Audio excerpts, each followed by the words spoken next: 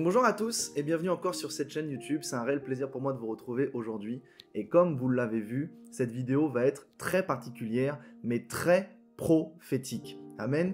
Donc avant de commencer, je vous invite, si ce n'est pas déjà fait, à liker la vidéo, à la partager le plus loin possible, le plus large possible sur les différentes plateformes, les différents réseaux.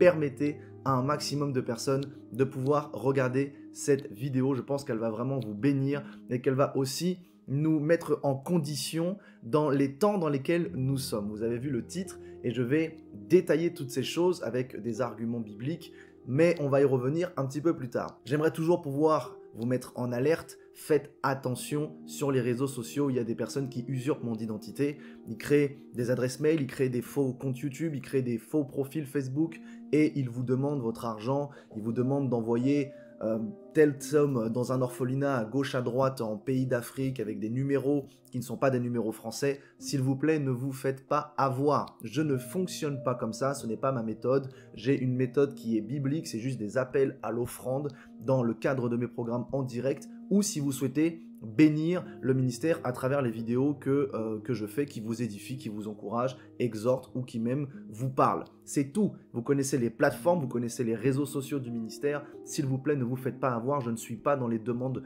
privées de Facebook à envoyer des messages sur Messenger comme ça. D'accord? Donc c'est ce que je voulais vous dire. Soyez vigilants. Parce qu'il y a des personnes mal intentionnées qui se servent de l'image publique de certains hommes de Dieu pour se faire de l'argent. Et du coup, c'est vraiment quelque chose de très mal.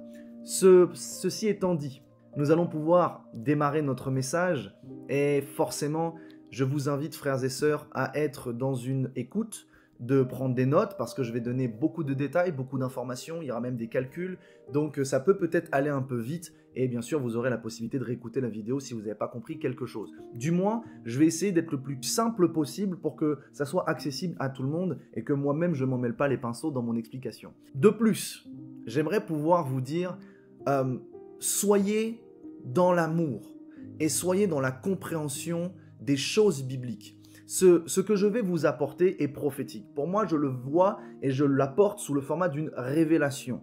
Maintenant, frères et sœurs, je ne veux pas avoir des combats inutiles dans les commentaires avec des personnes qui critiquent à tout va, qui vont dire juste c'est faux, ça marche pas, c'est pas comme ci, c'est pas comme ça. Ça ne m'intéresse pas, je n'aurai pas de débat inutile. La seule chose que je vous dis, c'est que ce message que je vous apporte là, moi-même je le sais, est un message que j'apporte sous un format théorique, mais surtout un format hypothétique. C'est une hypothèse, mais c'est une hypothèse prophétique, c'est une hypothèse que je lance par la foi, par des arguments bibliques que je vais vous prouver, que je vais vous démontrer, et je prie que cela vous convainc. Mais si ce n'est pas le cas, ce n'est pas grave. Vous savez, il y a plein de vidéos qui émergent sur les réseaux sociaux en disant « Christ revient en 2023, 2024, 2025 ». Bon, j'ai envie de dire, peut-être, parce que dans les temps dans lesquels nous sommes, nous savons que Christ est à la porte et qu'il a le dernier mot. C'est lui qui a le dernier mot.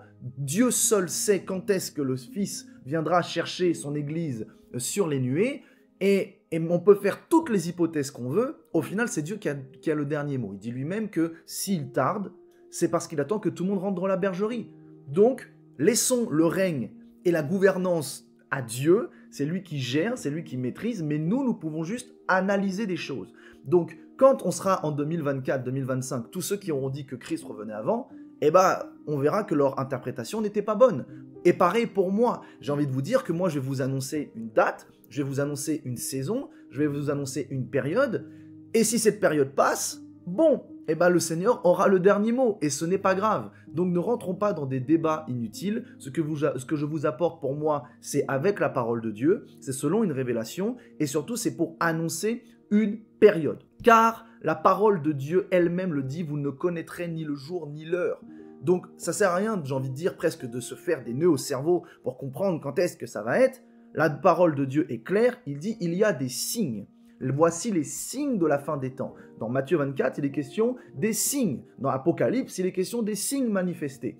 Donc, ce qui veut dire que nous pouvons quand même discerner la période, l'époque. Le Seigneur a dit ni le jour ni l'heure.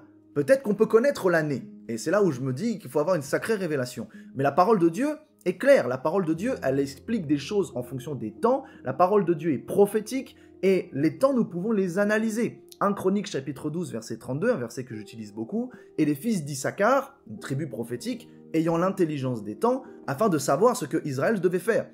Donc, nous avons le Saint-Esprit et nous pouvons avoir cette intelligence des temps de savoir, de discerner, de comprendre dans quel temps nous sommes et donc du coup de pouvoir faire avec le temps dans lequel nous sommes.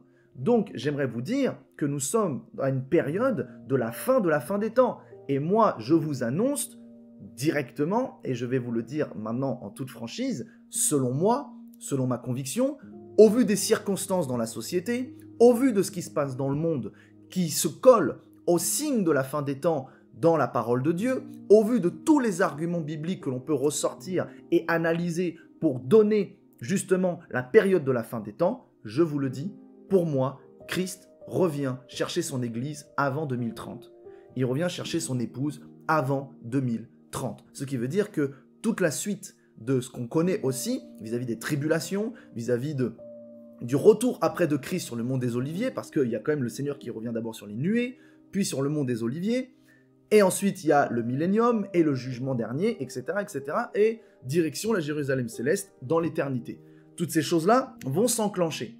Mais selon moi, et selon la parole de Dieu, de ce que le Saint-Esprit m'a permis peut-être de remonter, le Seigneur revient chercher son Église avant 2030. Et je vais vous le prouver, du moins, comme je vous le dis, sous le format d'une hypothèse prophétique, inspirée de Dieu, avec les Écritures et avec des calculs et surtout avec des prophéties qui sont elles-mêmes écrites. Donc nous pouvons analyser les temps, nous pouvons comprendre la période, la saison dans laquelle on se positionne, mais on ne va pas se faire des nœuds au cerveau. Et c'est pourquoi j'ai envie de dire que oui, lorsqu'on passera à 2024, tous ceux qui ont annoncé que le Seigneur revenait en 2023, eh ben, il faudra se remettre en question et il faudra surtout visualiser la réalité de la parole de Dieu. Alors on va rentrer directement dans notre message et j'aimerais pouvoir commencer juste par donner un cadre. Le cadre de la parole de Dieu qui dit que l'évangile durera 2 jours. Ça, c'est quelque chose qui est très important, c'est-à-dire que le temps de grâce est un temps de 2 jours. Et on identifie ça par rapport au verset de Luc, chapitre 13, versets 31 à 32, où c'est le Seigneur qui parle et qui explique quelque chose de très important. À partir du moment de sa venue, il définit le temps qui reste. Regardez bien. Ce même jour, quelques pharisiens vinrent lui dire « Va-t'en, pars d'ici, car Hérode veut te tuer. » Il leur répondit « Allez et dites à ce renard, voici, je chasse les démons et je fais des guérisons aujourd'hui et demain, et le 3e jour, j'aurai fini. » Donc, on comprend que le Seigneur annonce qu'il va intervenir sur 3 jours et que, à la fin du 3e jour qu'il annonce, il aura fini. Donc, on comprend qu'il y a les guérisons et le chassage de démons et l'intervention de son évangile sur 2 jours, la période de grâce de 2000 ans, et 1000 ans de millénium. Le millénium qui sera ce 3e jour dont le Seigneur parle et qu'à la fin du millénium, effectivement, ça sera fini. Ça sera le jugement dernier et ça sera l'éternité avec le Seigneur derrière. Donc, nous comprenons bien aussi le verset de 2 Pierre chapitre 3 verset 8 qui nous dit « Mais il est une chose bien aimée que vous ne devez pas ignorer. » Donc déjà, une petite interpellation assez intéressante. C'est que devant le Seigneur, un jour est comme 1000 ans et 1000 ans sont comme un jour. On a même une référence dans le psaume 90 verset 4 dans l'Ancien Testament « Car 1000 ans sont à tes yeux comme le jour d'hier, quand il n'est plus, et comme une veille de la nuit. » Donc, il est bien question de un jour, 1000 ans. Donc, c'est quand même quelque chose de très précis que la parole de Dieu nous parle. Donc, le Seigneur dit lui-même dans Luc 13, 31, 32, « Aujourd'hui, demain, et le 3e jour, j'aurai fini. » Donc, aujourd'hui, demain, 2 jours, donc 2000 ans. Donc, à partir du moment où Christ est venu, je ne parle pas de sa venue en tant que bébé nourrisson. On parle de sa venue dans la parole de Dieu en tant que oint. Ça, c'est quelque chose qu'il faut identifier. La raison de pourquoi il a démarré son ministère à 30 ans, c'est qu'à 30 ans, il est rentré dans le moment de sa vie où il était oint. Ce qui veut dire que c'est pas qu'avant il n'était pas oint, mais il y a bien le avant qu'il soit baptisé du Saint-Esprit et le après. Au moment où il reçoit le Saint-Esprit, qu'il est baptisé par Jean le Baptiste, nous voyons clairement que les choses de son ministère se mettent en place. Il est oint, il rentre dans une période de désert et il démarre son ministère avec le premier miracle. Donc, il y a quelque chose de très important à identifier, c'est il est identifié comme étant le oint. Ok ? Et là, nous allons justement parler de cette période-là qui nous permet d'identifier que le retour du Seigneur est avant 2030. Alors c'est pareil, l'exactitude des dates que je vais pouvoir vous donner, au fond, nous n'en avons jamais une assurance et une certitude à 100%. Mais elle varie toujours sur une échelle de 2-3 ans, mais pas plus que ça. C'est pourquoi je vous dis que le Seigneur revient avant 2030, c'est sûr. Mais plus que 2025, c'est sûr aussi parce qu'il y a des arguments qui le prouvent de manière biblique. Et justement, je vais vous parler de ce contexte-là qui est assez important. Je vous donne le contexte pour pouvoir comprendre quelque chose qui est lié avec les prophéties du prophète Daniel. Dans Daniel chapitre 9, versets 10 et 11, il est dit quoi ? « Nous n'avons pas écouté la voix de l'Éternel notre Dieu pour suivre ses lois qu'il avait mises devant nous par ses serviteurs les prophètes.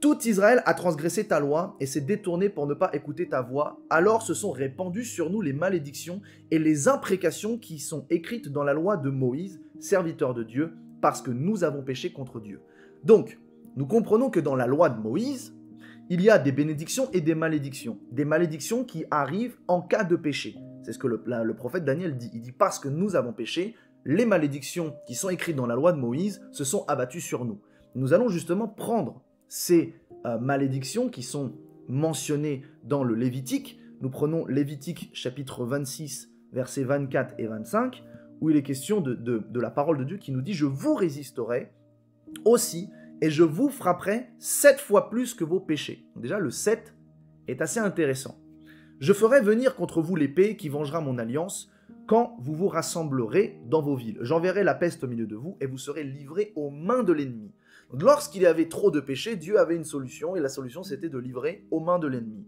Et nous avons ça dans la parole de Dieu plusieurs fois. Versets 31 et 33. « Je réduirai vos villes en désert, je ravagerai vos sanctuaires et je ne respirerai plus l'odeur agréable de vos parfums. Je dévasterai le pays de vos ennemis qui l'habiteront et en seront stupéfaits. Je vous disperserai parmi les nations et je tirerai l'épée après vous. Votre pays sera dévasté et vos villes seront désertes. » Donc, il est bien question du fait que des déportations arrivent. Et les Juifs ont vécu plusieurs déportations. La déportation de Babylone n'est pas la seule et unique déportation que les Juifs ont vécue.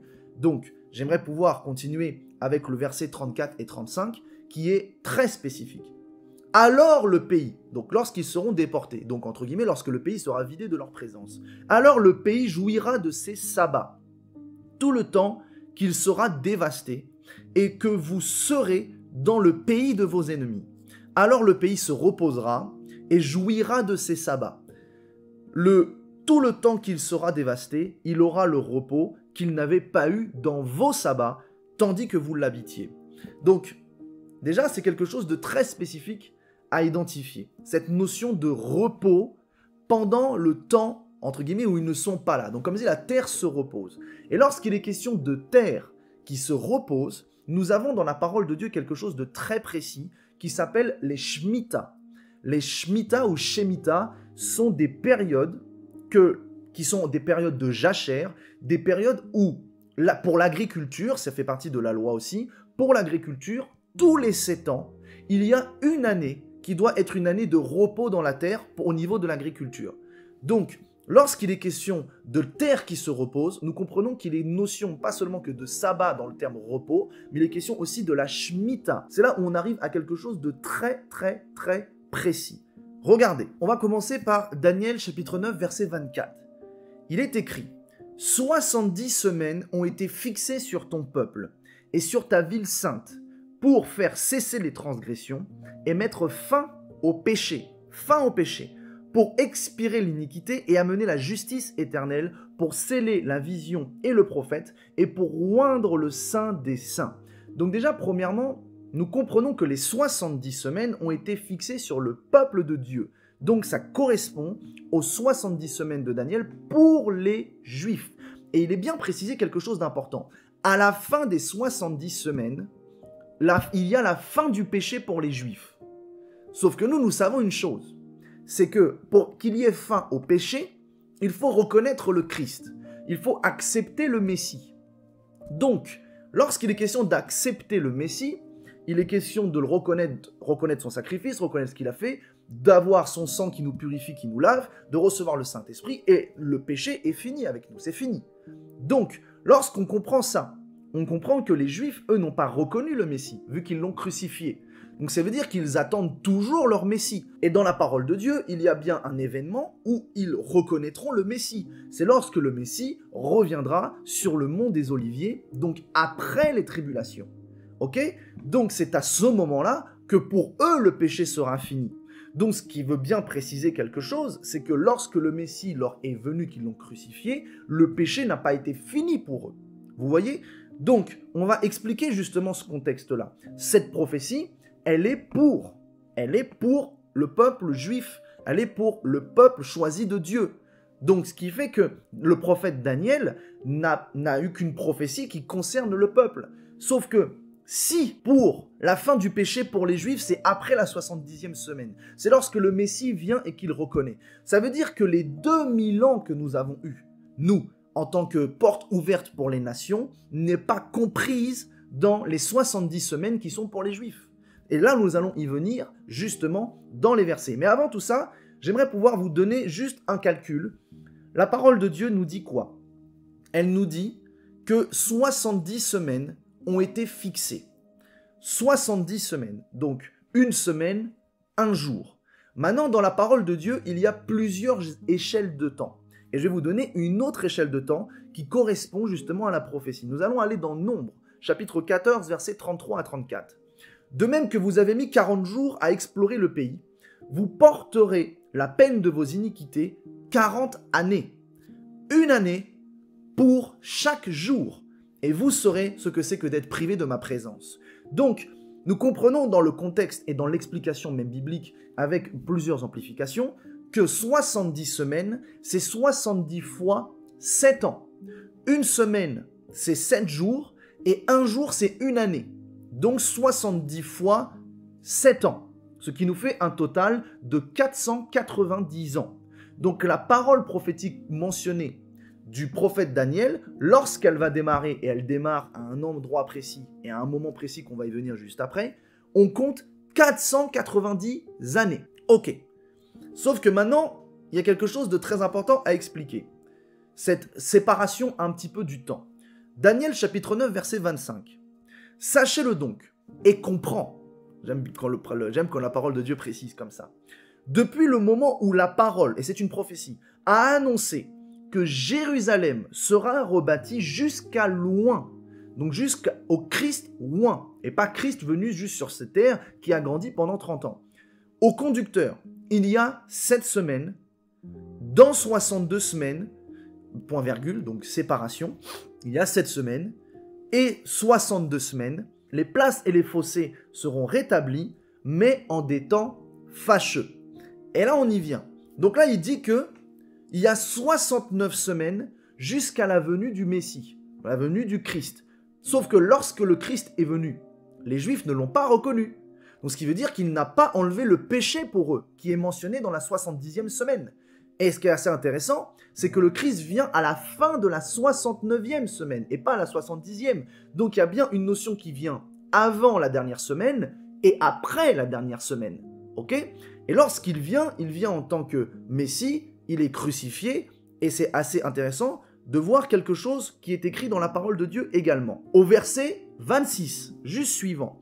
Après les 62 semaines, donc 7 semaines, 62 semaines. Après les 62 semaines, donc ça faisait un total de 69, un oint sera retranché. Donc le oint, et lorsqu'il est question de retrancher dans la parole de Dieu, il est bien question de lui ôter la vie. Il est question qu'il ne va plus vivre. Donc le oint sera retranché, donc nous savons que Christ a été crucifié, et il n'aura pas de successeur. Le peuple d'un chef qui viendra détruira la ville et le sanctuaire, et sa fin arrivera comme une inondation. Il est arrêté que les dévastations dureront jusqu'au terme de la guerre. Donc c'est quelque chose de très important à comprendre. Donc le oint sera retranché, et il est retranché à la 69e semaine, c'est-à-dire avant la 70e qui démarre. Donc à partir de Christ jusqu'aux tribulations, ce sont 2000 ans de grâce, qui est une porte ouverte pour les nations, qui n'est pas mentionnée par le prophète Daniel, car le prophète Daniel prophétise que sur les Juifs. et ils ne voient pas la dimension de grâce qui est ouverte pour les nations. C'est pourquoi il y a 2000 ans d'absence et que la dernière semaine, la 70e semaine qui va arriver et qui sera les tribulations, qui sera un jugement, et que cette dernière semaine va se clôturer par la venue du Messie au mont des Oliviers qui va se présenter à tous les Juifs, cette dernière semaine, c'est la grande tribulation qui est annoncée également dans l'Apocalypse. Vous voyez? Maintenant, on va expliquer quelque chose, justement. Quand démarrent ces 69 semaines et quand est-ce qu'elles se terminent? Le prophète Daniel a dit que depuis le moment où la parole a été annoncée que Jérusalem sera rebâtie, il y a 7 semaines et 62. Donc les 69 semaines démarrent au moment où on annonce que Jérusalem sera rebâtie. Donc lorsque la déportation de Babylone est terminée. Et on voit ça dans Esdras, chapitre 4, verset 7. Du temps d'Artaxerxès, Bishlam, Misredas, Tsabel et le reste de leurs collègues écrivèrent à Artaxerxès, roi de Perse. La lettre fut transcrite en caractères araméens et traduite en araméen. Versets 12 et 13. Que le roi sache que les Juifs partis de chez toi est arrivé parmi nous à Jérusalem, rebâtissent la ville rebelle et méchante et relèvent les murs et restaurent les fondements. Donc tout à l'heure, il était question de rebâtir les fossés, etc., etc. Que le roi sache donc que si cette ville est rebâtie et que ses murs sont relevés, ils ne paieront ni tribut, ni impôt, ni droit de passage, et que le trésor royal en souffrira. Donc au moment qu'on annonce cela, sous le format d'une lettre, les 69 semaines démarrent. Et là, nous avons une datation qui est fournie, qui varie selon les sources, mais la source, moi, originelle que j'ai trouvée, nous donne une datation historique. C'est pourquoi j'ai envie de dire que la science et les historiens, quand même, nous aident beaucoup à comprendre la parole de Dieu. Cette parole a été mentionnée, a été ressortie en moins 457, moins 456. Ça se chevauche à peu près dans cette période-là, avant Jésus-Christ. Donc, à partir de moins 456, jusqu'à la venue du Oint, donc la fin des 69 semaines. Pourquoi je dis 69 semaines? Tout à l'heure, je vous ai dit 490 ans pour 70 semaines. Mais nous comprenons que le Oint vient à la fin de la 69, je vous l'ai précisé juste avant. Et que la dernière semaine, c'est celle qui est la tribulation, qui est séparée de 2000 ans de temps de grâce. Donc à la fin de la 69e semaine, le Oint apparaît. Donc on fait 70 semaines moins une semaine. Une semaine, c'est 7 jours et un jour pour un an. Donc 7 ans, une semaine pour 7 ans. Ce qui fait qu'on a 490 ans pour 70 semaines, moins une semaine de 7 ans. Ça nous fait que 69 semaines égale à 483 ans. Ok? Donc, moins 456 avant Jésus-Christ, plus 483, donc les 69 semaines qui ont démarré, on arrive à la fin des 69 semaines en l'an 27. En l'an 27. Ce qui fait que Jésus-Christ serait potentiellement né en l'an moins 3, moins 4. Voilà. Et donc du coup, on arrive à cette grande explication-là, qu'on arrive à l'an 27, à la venue du Oint. 69 semaines se terminent à la venue du Oint.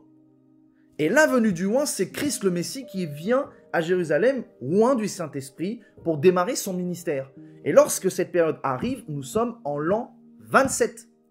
27, 28, c'est pourquoi je ne vous donne pas une extrêmement grande précision, mais je vous dis que ça arrive forcément avant 2030, son retour. Donc comme je vous le disais, on voit bien dans Daniel 9, 26, après les 62 semaines, donc les 7 plus les 62, un Oint sera retranché. Donc le Oint sera crucifié.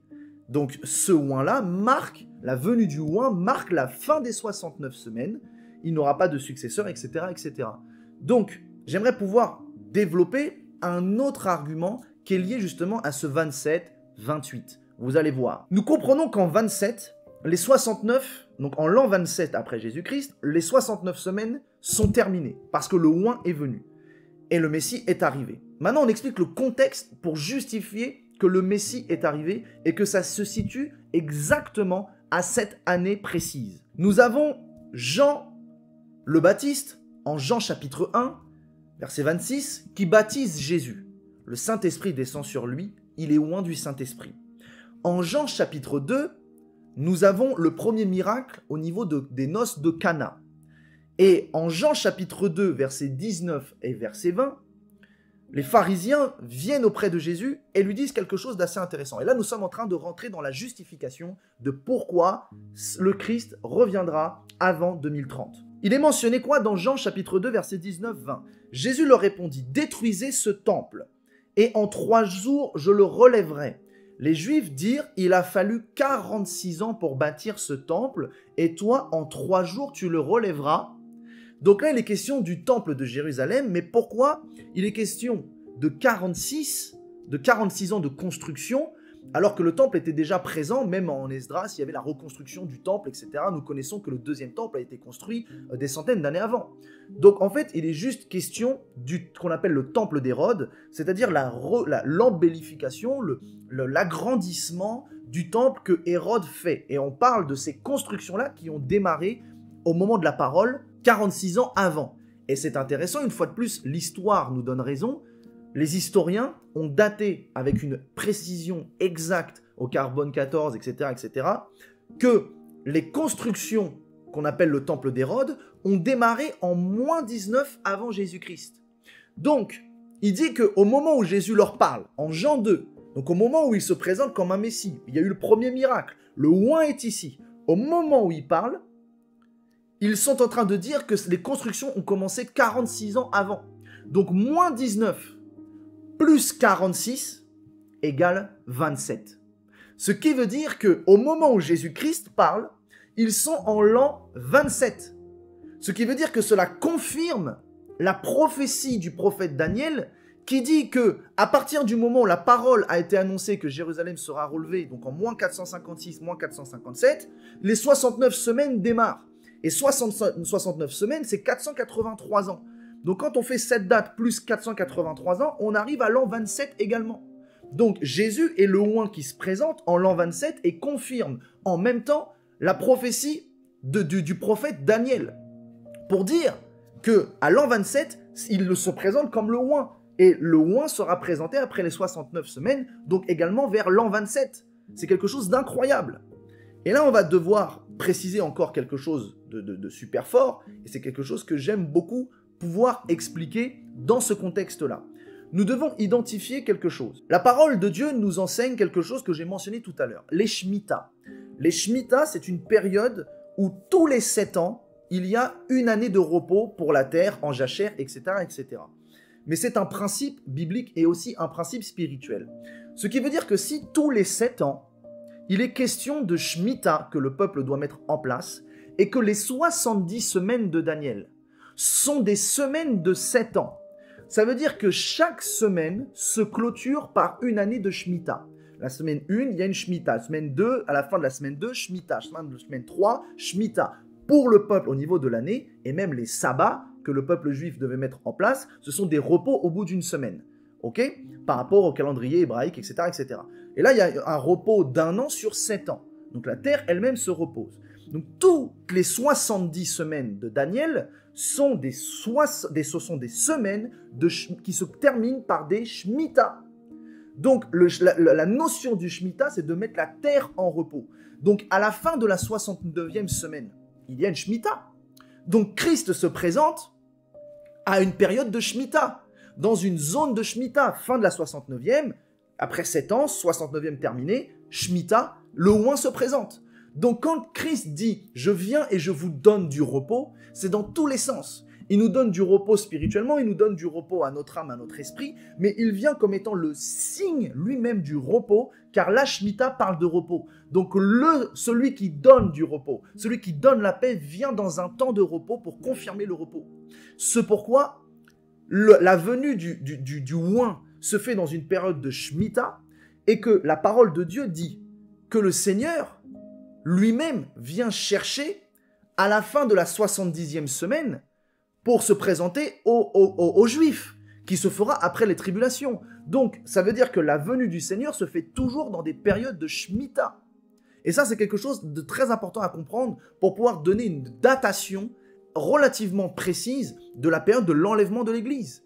Parce que, regardez ce qu'il dit. Il est dit, comme je vous l'ai dit tout à l'heure, dans Luc 13, 32, que Jésus dit qu'au moment où il démarre son ministère va durer 2 jours, entre guillemets, son ministère, vous l'avez bien compris, son ministère est tendu, 2 jours et après 1 an de millénium.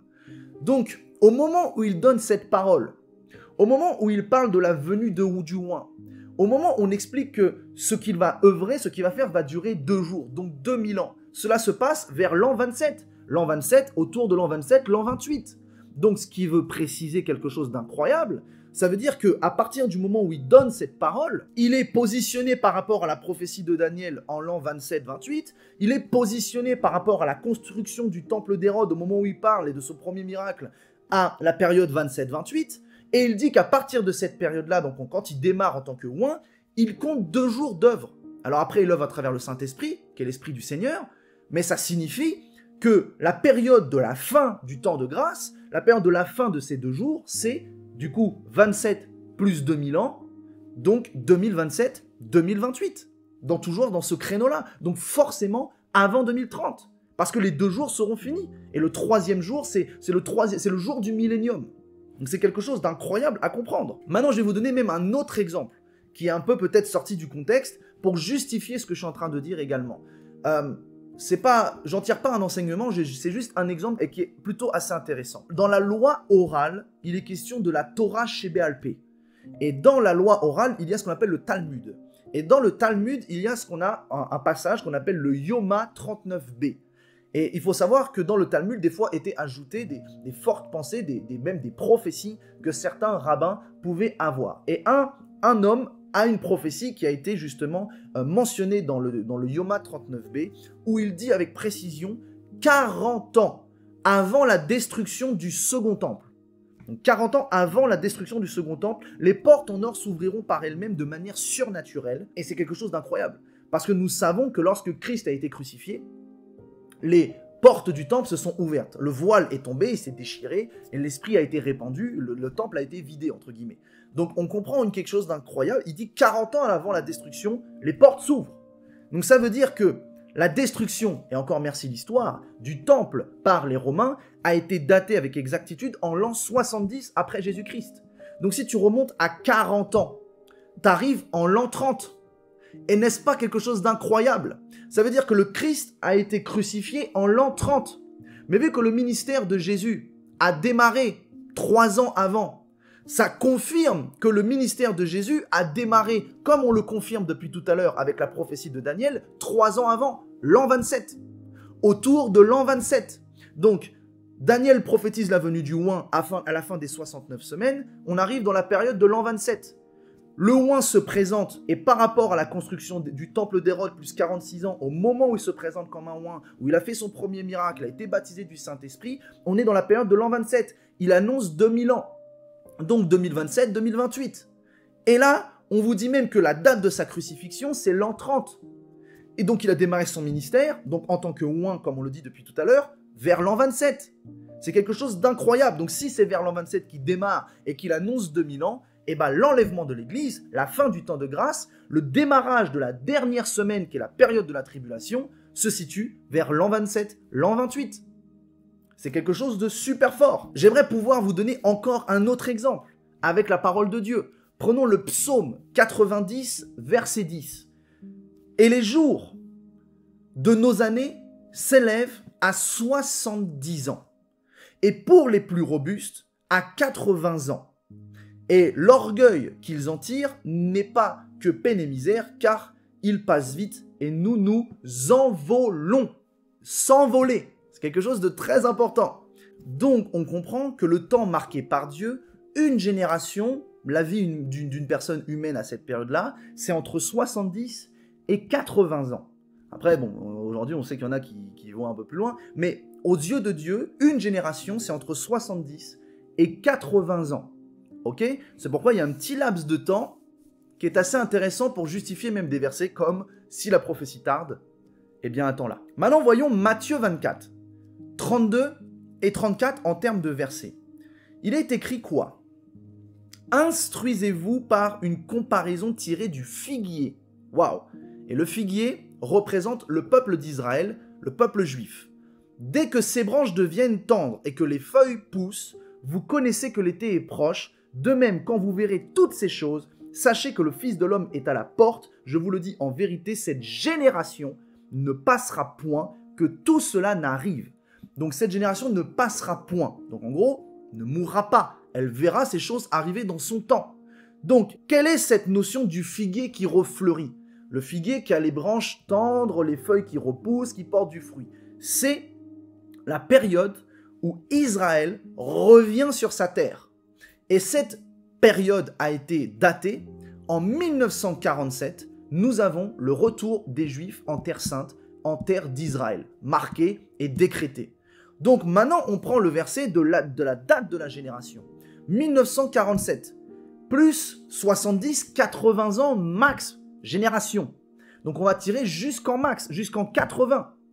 Et bien nous arrivons en 2027. Donc ça veut dire que la génération qui ne passera pas, c'est la génération qui fait qu'en 2027, ça va s'arrêter. En max 80 ans, en 2027, cela s'arrête. Donc, la génération ne passe pas. Une génération, c'est 70-80 ans maximum. Et on te dit que le figuier, ses branches ont refleuri, le figuier est revenu dans sa terre. Ce signe-là qui est mentionné dans Matthieu 24, qui est très précis, très clair, on te dit que à partir de cette date-là, la génération ne passera pas. Donc, une génération, c'est 80 ans. 1947 plus 80, on arrive en 2027. Donc, dans cette période toujours de 2027, 2028, peut-être 2029, mais avant 2030. Avant 2030. C'est quelque chose d'incroyable. Comme quoi la parole de Dieu est extrêmement précise.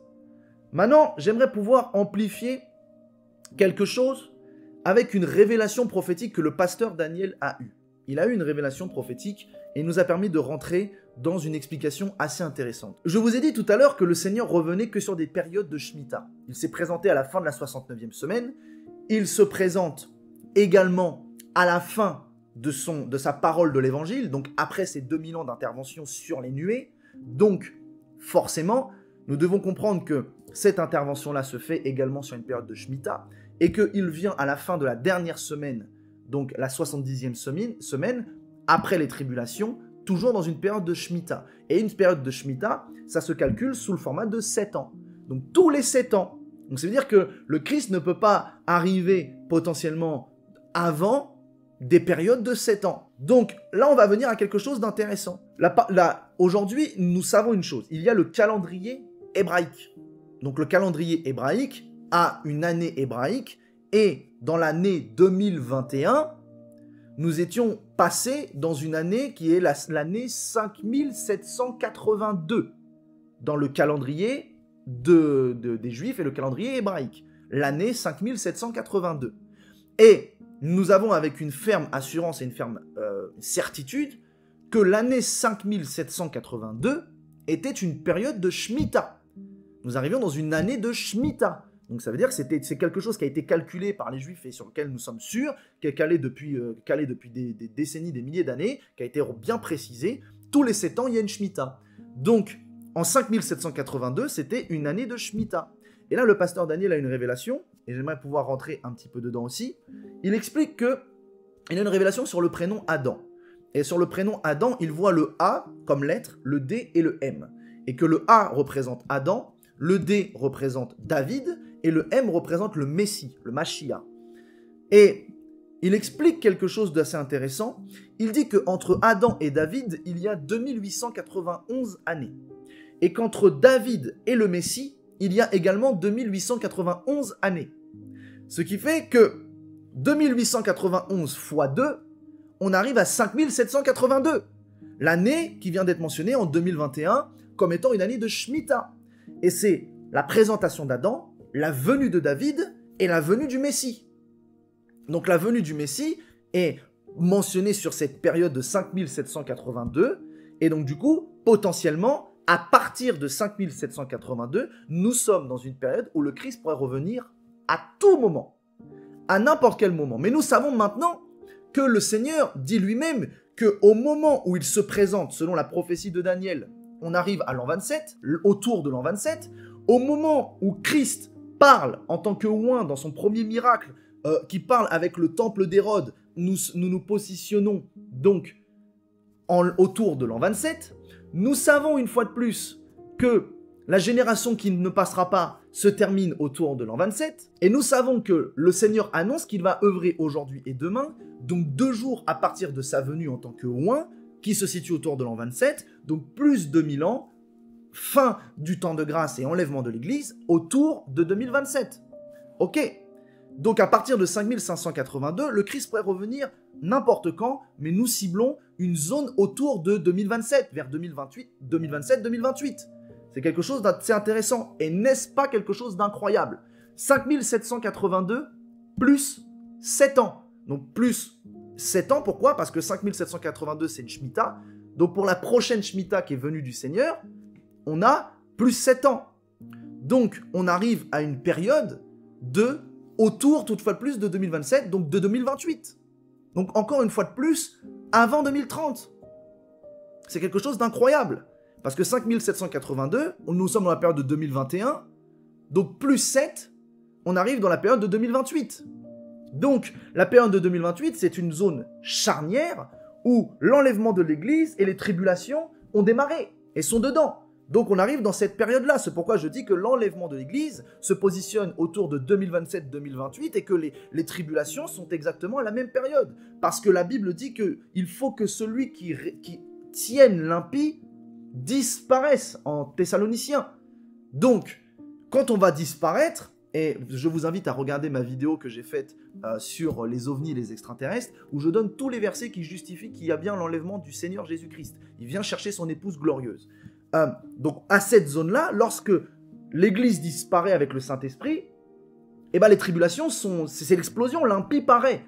Donc, c'est quelque chose de très sérieux qui se prépare. Maintenant, j'aimerais pouvoir amplifier juste quelque chose. La parole de Dieu nous donne 2 personnages à identifier, qui sont 2 personnages liés au retour du Seigneur et à l'explication du retour du Seigneur. Nous avons dans la Bible 2 personnages qu'on appelle Joseph et David.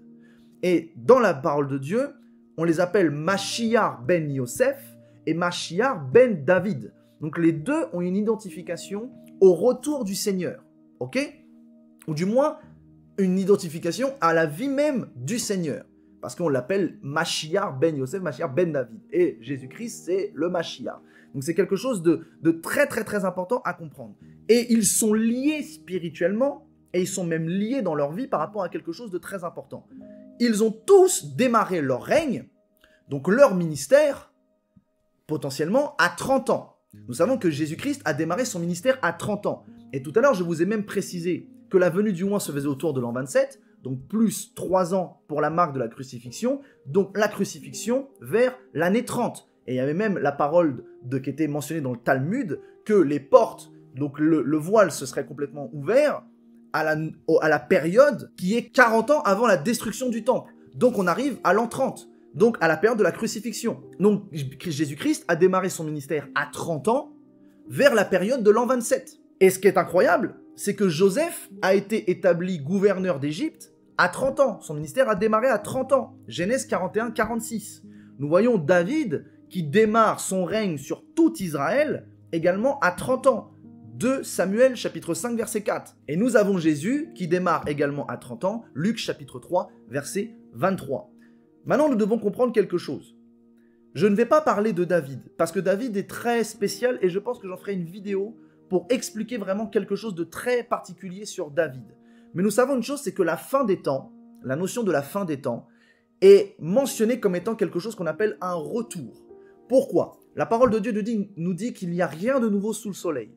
Donc c'est quelque chose qui est de cyclique. Ça tourne, c'est un processus, c'est les mêmes boucles. Donc il y a forcément un moment où on retourne à ce qui a démarré. C'est pourquoi la parole de Dieu nous dit dans Éphésiens chapitre 2, verset 20, « Vous avez été édifiés selon le fondement des apôtres et des prophètes, Jésus-Christ lui-même étant la pierre angulaire. » Et le Seigneur donne une révélation à travers Matthieu chapitre 20, verset 16, « Alors les derniers seront les premiers et les premiers seront les derniers. » On a toujours pris ce verset comme étant un verset de positionnement en tant qu'humain, mais il y a une révélation qui se cache derrière, c'est que les premières onctions qui ont ouvert l'Église seront également les dernières.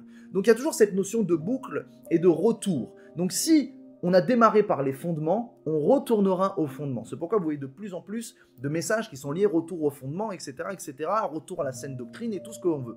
Donc on comprend que le retour, la fin des temps est mentionné par un temps de retour. Effectivement, on appelle le retour du Seigneur. Le retour de Dieu, qui vient chercher. Il revient, lui-même il le dit. Donc quand il est question de retour, nous comprenons même qu'il est parti au mont des Oliviers et qu'il reviendra au mont des Oliviers. Et que cette notion de retour doit être prise en compte dans la notion des calculs des temps. Mais ça, je le ferai dans une autre vidéo qui sera précisée. Mais lorsqu'on identifie le démarrage du ministère, le règne de Joseph, le règne de David, le règne de Jésus, à 30 ans, donc le démarrage, lorsqu'on peut prendre en parallèle la vie de Joseph, par exemple, nous comprenons que lorsqu'il démarre, il dit qu'il a 7 ans de bénédiction et 7 ans de malédiction. 7 ans de vaches grasses et 7 ans de vaches maigres et la famine, etc. Donc, nous comprenons qu'au moment où ça démarre, et la date qui a été mentionnée comme étant la date de l'exercice du règne, donc la venue du Seigneur en l'an 5782 en période de Shemitah, si on identifie la position du retour du Christ à cet instant-là et que techniquement parlant, il peut revenir n'importe où, n'importe quand, et ben nous connaissons que ça se situe aux alentours de 27-28 par rapport à tous les exemples que je vais vous donner, mais on rajoute une fois de plus 7 ans. Quand je dis une fois de plus 7 ans, c'est à partir de 5782. Parce que le Seigneur revient dans une période de Shemitah, comme je l'ai annoncé avant, mais en plus nous avons même Mashiach ben Yosef, qui est mentionné comme étant quelqu'un qui s'identifie au Christ, et quand il a démarré, il identifie 7 ans. Donc quand on identifie le retour possible de Dieu quand il veut à partir de 5782, nous on sait que ce règne-là qui est posé est de plus 7 également. Donc ça revient à mentionner 5782 plus 7 par rapport à la prochaine Shemitah, mais également par rapport aux 7 ans qui vont couler de bénédiction. Et c'est aussi quelque chose de très important que nous allons voir maintenant. Pourquoi il y a 7 ans de bénédiction? Et une fois que ces 7 ans se terminent, une fois qu'il y a la période de Shemitah qui est mentionnée, une fois que l'Église est enlevée aux alentours de 2027-2028, il démarre les autres 7 ans. Pourquoi Mashiach ben Yosef parle de ça? Les autres 7 ans qui sont des malédictions et des tribulations. Et pourquoi nous avons la 70e semaine qui démarre lorsque l'Église est enlevée? Et que cette 70e semaine des tribulations est une période de 7 ans également. 7 ans de tribulation, 2 fois 3 ans et demi. Donc ça montre bien que cette période de 2027-2028 est une période où c'est la notion biblique de l'enlèvement de l'Église. Et ça, c'est quelque chose de très important. Donc voilà ce que je voulais vous partager. Plusieurs exemples pour pouvoir expliquer cette parole-là, pour pouvoir donner vraiment cette bride. Je rappelle que ce message-là, ce n'est qu'une hypothèse prophétique selon la foi, selon la parole de Dieu, et que nous aurons le vrai de ce message-là lorsque nous y serons. Dieu a le dernier mot, c'est lui qui fait, c'est lui qui choisit, c'est lui qui fonctionne comme il veut. Maintenant, il est lui-même en train de dire dans sa parole que sa parole, c'est sa parole, et que sa parole ne ment point. Donc, nous pouvons comprendre que nous pouvons analyser les temps, analyser la période, et oui, je vous le dis, selon moi, selon ma conviction, au vu des circonstances de cette planète, ce qui se passe dans les gouvernements, ce qui se passe dans le monde avec Gog, Magog, la Russie, l'Ukraine, tout ce que nous voyons, ce sont des signes de la fin des temps et du retour du Seigneur. Donc j'aimerais pouvoir vraiment vous expliquer cela. Comprenez que le Seigneur revient avant 2030. Donc, j'aimerais pouvoir vous dire, si vous avez regardé cette vidéo avec attention et que vous êtes convaincu que maintenant, au vu des exemples que je vous ai donnés, que vous comprenez que le Seigneur revient extrêmement bientôt et que ça se passe, maintenant nous sommes en 2023, ça se passe dans une période maintenant entre 5 et 7 ans. Si vous avez compris cela et que vous voulez donner votre cœur à Jésus, faites-le maintenant. Vous faites juste cette simple prière en disant « Seigneur Jésus, je te reconnais comme Seigneur, je te reconnais comme Sauveur, et je reconnais que je suis un pécheur et que ton sang m'a lavé, ton sang m'a pardonné, et je prie et je te demande de faire de moi un enfant de l'adoption. Viens vivre en moi par ton esprit et fais-moi naître de nouveau. Je veux te connaître, je veux être en relation avec toi et je te donne mon cœur. Merci Seigneur Jésus. Faites cette prière. Et si vous êtes déjà converti, si vous connaissez déjà le Seigneur, j'aimerais vous dire, il nous reste peu de temps pour œuvrer sur cette terre. Il nous reste vraiment peu de temps pour œuvrer sur cette terre. Donc, faisons tout ce que l'on peut pour sauver un maximum de personnes, pour être un instrument de bénédiction et de gloire entre les mains de Dieu, et ne laissons pas le diable continuer à nous voler du temps. Donnons tout notre temps au service de Dieu. J'aimerais pouvoir préciser également, parce que c'est important de le faire, cette vidéo a aussi été mise en place parce que j'ai eu la contribution d'un de mes fils spirituels. Je crois en la réalité du fait d'avoir des disciples Et un de mes enfants spirituels m'a apporté également aussi des explications, des brides, des précisions pour pouvoir vous donner aujourd'hui tout ce message-là. Donc je le bénis et je le remercie. Il s'appelle Johan et il a lui-même d'ailleurs sa propre chaîne YouTube que vous pouvez aller voir qui s'appelle Johan Témoignage Vivant. Il apporte de belles précisions et je le forme dans le cadre de son ministère qui est aussi un ministère de prophète. Donc voilà, la vidéo se termine là. Si vous voulez toujours liker, partager, diffuser le plus large possible, envoyer cette information où vous voulez, annoncer que le Seigneur revient avant 2030 et que c'est quelque chose de très sérieux. De plus, si vous souhaitez toujours soutenir ce ministère-là, si vous souhaitez bénir le jeune ministère que je suis, qui se consacre au plein temps pour le Seigneur, vous pouvez, à travers les liens qui s'affichent ou dans la description de la vidéo, faire une offrande, un don de bénédiction, de soutien. Vous pouvez faire ça à travers PayPal, vous pouvez avoir accès au site internet lavoiprophétique.com. Vous pouvez aussi retrouver le RIB de l'association et faire un virement bancaire sur le compte bancaire de l'association. Voilà, je vous souhaite une bonne journée, je vous souhaite d'être abondamment bénis et je vous dis à très bientôt pour une prochaine vidéo. Ne loupez pas tout ce que ce ministère propose comme programme. Il y a de belles choses pour votre bénédiction. Que Dieu vous bénisse abondamment. Je répète, ce n'est qu'une hypothèse prophétique. Nous prions que cela vous ait convaincu, mais ne rentrez pas dans des débats inutiles. La grâce de Dieu nous suffit et c'est ce qui compte le plus. Que Dieu vous bénisse et à très bientôt.